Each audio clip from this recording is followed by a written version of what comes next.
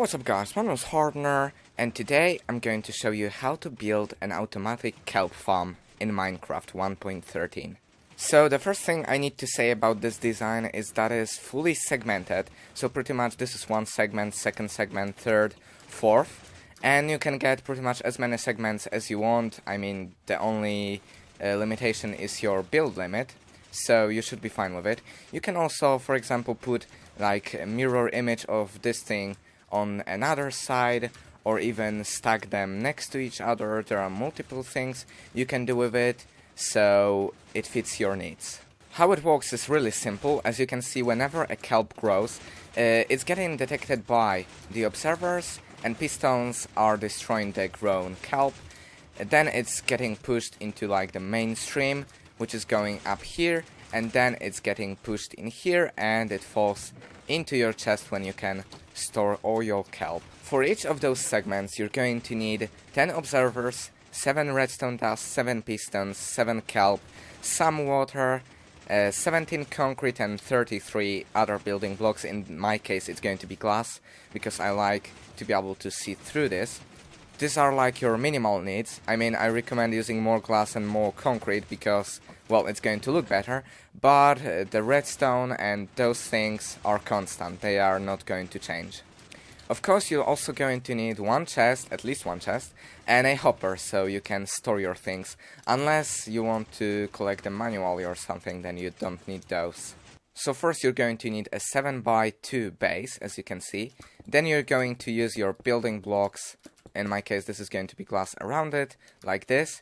Then you're going to place observers in here, pistons in here, and you're going to place more observers in here, and blocks coming from the observers and on top of those observers.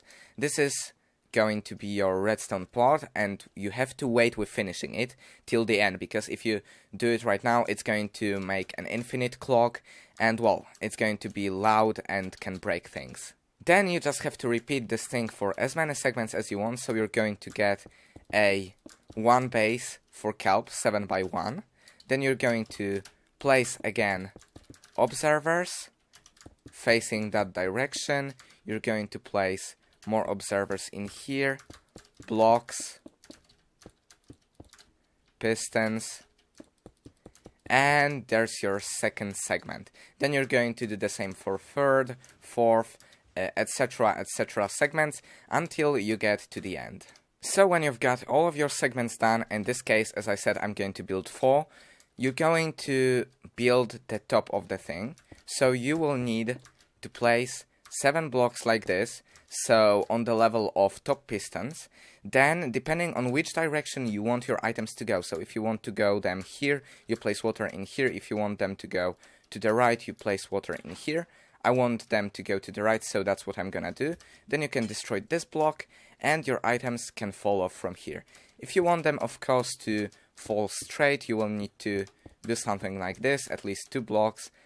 You could probably even leave it like here, like that. It's going to be fine, but well, it looks better in my opinion when it's like that, so it should be fine this way. And then of course you can place your hopper and chest in here, which I'm gonna do in a second. But now the most important thing is that when you've done this, you can destroy this floor like that. So now your water should fill that thing. Now you're going to need a lot of kelp.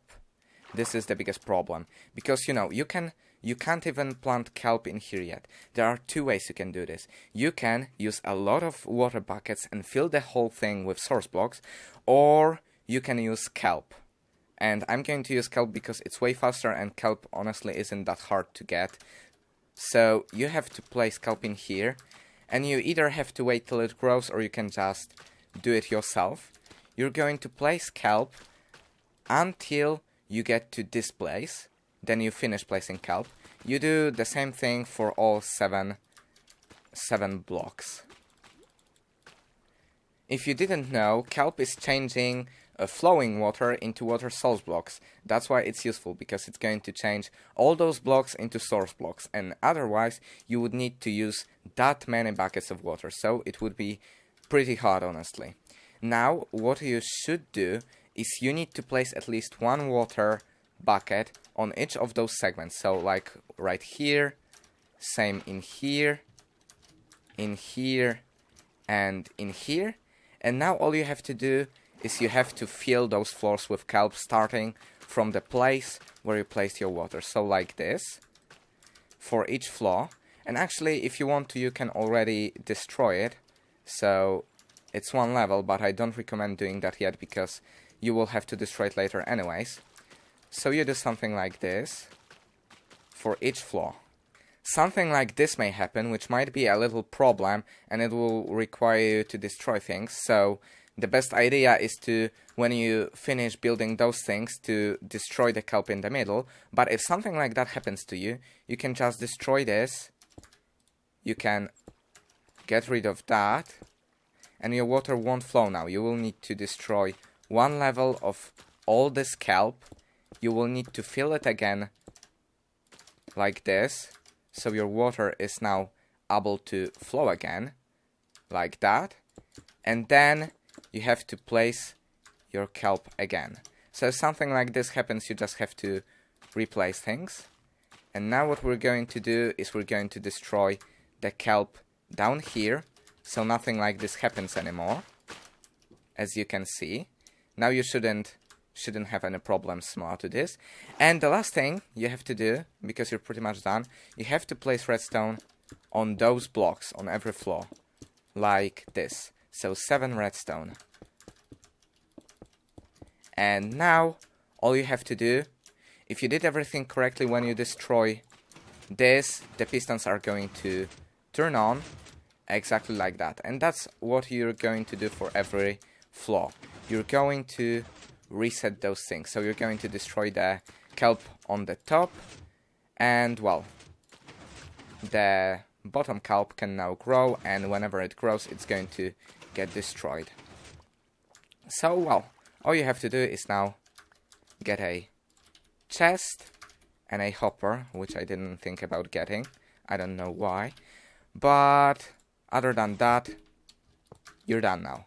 So let me just set random tick speed to 300, which is going to be 100 times faster than normal.